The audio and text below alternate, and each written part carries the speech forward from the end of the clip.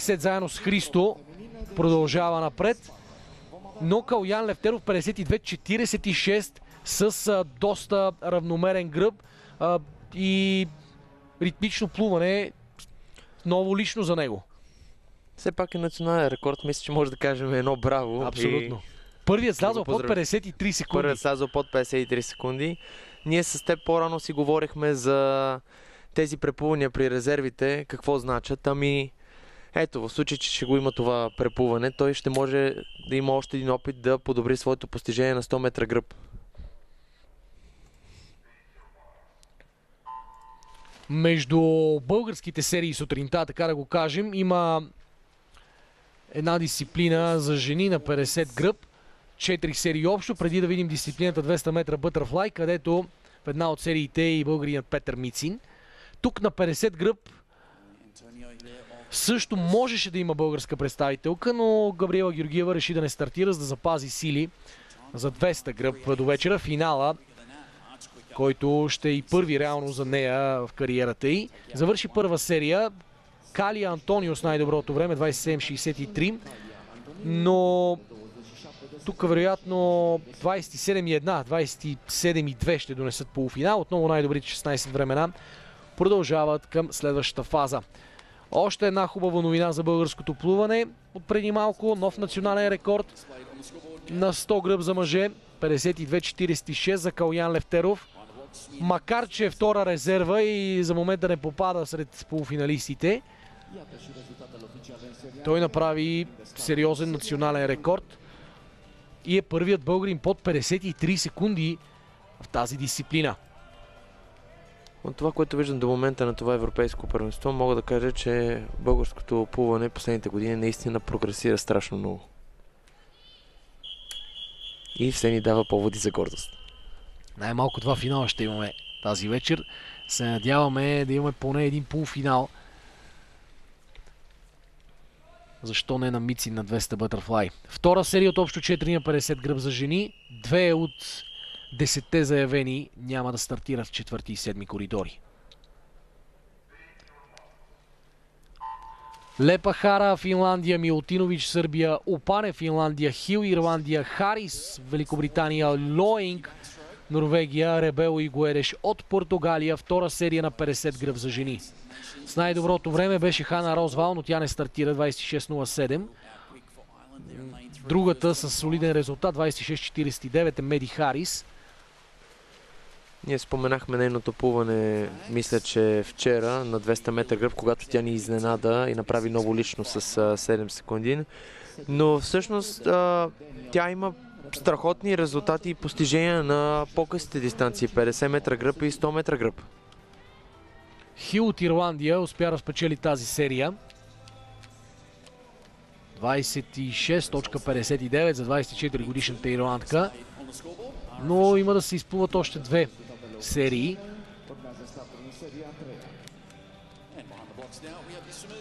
Тук вероятно в рамките на 27 секунди или малко над тях, 27.1 и 2 ще донесат полуфинал, както ви споменах по-рано. Така че тези 26.5 би трябвало да класират Хил за полуфиналите. Трета серия, където са Силестени от Румъния, Храчанова от Словакия, Долсън от Великобритания, Коморочи от Унгария, Хансон Швеция, Пигре Франция, Кокс Великобритания, Тейонсало Финландия. Габриела не стартира в 8-ми коридор и Сабов е от Унгария. Споменах ви по-рано, че Габриела Георгиева пропуска 50 гръб. Тя е много по-убедителна на по-дългата дистанция в гърба, на 100 и на 200 най-вече. На 200 ще плува първия си финал в кариерата тази вечер, след 18 часа. Не забравяйте това, уважаеми приятели на плуването. Влезе с четвърти резултат и нов национален рекорд в рамките на 2.4, което само може да ни носи още поводи за гордост. С най-доброто време тук бе Пигре, но тя завършва трета. Първа Катлин Долсън, 26.52.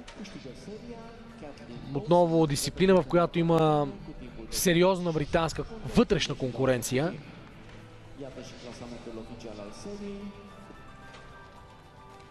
В четвърта серия ще видим и Една българка, която се състезава за Турция, Екатерина Аврамова във втори коридор. Преди тази серия гледаме официалните резултати. 3 под 27 секунди. Долсън, Хансон и Пигрее. Останалите над тази граница. Тези три няма да имат никакъв проблем да продължат напред. Последна серия на 50 гръб за жени, където във втори коридор е многократната национална шампионка и рекордьорка в различните дисциплини в гръба на България Екатерина Аврамова. Тя, разбира се, в последните 9 години, ако не се лъжа, се състезава за Турция. Дейвисън от Ирландия, Станиславлевич Сърбия, Аврамова Турция, Кокончели Италия, Йенсен Дания, Тусен и Гей от Нидерландия, Куня Португалия, Бойцюк Естония и Гулдън Ирландия. Аврамова във втори коридор.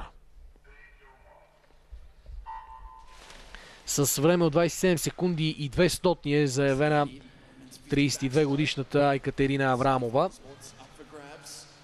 Тя продължава да държи националния рекорд на България в дисциплината от 27,30 от Чечин 2011, вече 12 години е нейно притежание, но пък рекордите и на 100 и 200 бяха бутнати от Габриела Георгиева на последния държавен шампионат в Бургас на 25 метров басейн. Аврамова завършва пета с 27,70, по-слабо време от това, което е заявила.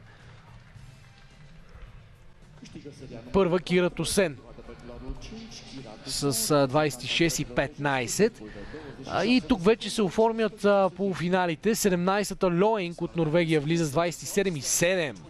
27,7 са достатъчни за полуфинал. Само Лаурен Кок заради квотния принцип отпада и няма да плува полуфинал. Макар и с по-слабо време от заявеното си, Екатерина Аврамова успява да влезе в полуфинала с 16-то време, 27,7. Точно така, тя е по-бързо от Лоинг. Реално дори без този квотен принцип, който вади Лаурен Кокс от играта за полуфиналите, Аврамова ще да е 16-та. Така че 27,7, уважаеми приятели, носят полуфинал. По-обрано плуване на повечето състезателки. И в крайна сметка Аврамова влиза в полуфиналите с 16-то време. Браво на нея!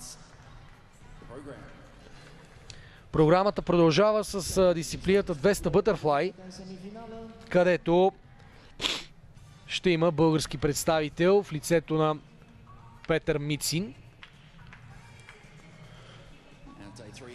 Общо две са сериите тук и Пепи Мицин е в първа.